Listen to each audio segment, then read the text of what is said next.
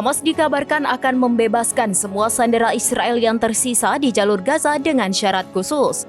Juru bicara Hamas Hazem Qasim membenarkan hal tersebut pada Rabu 19 Februari 2025 dengan menyebut Perdana Menteri Israel Benjamin Netanyahu harus menyetujui tawaran kesepakatan gencatan senjata permanen di Gaza.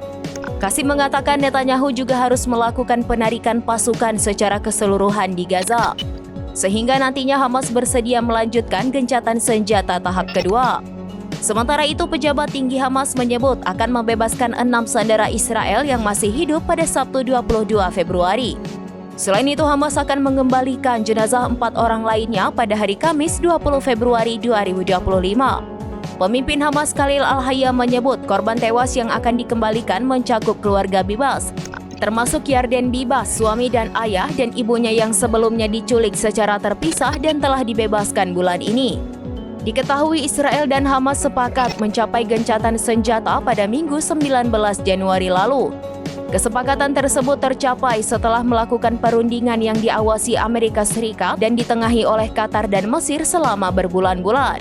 Perjanjian gencatan senjata itu dibagi dalam 3 tahap. Diketahui perjanjian gencatan senjata saat ini akan berakhir pada awal Maret.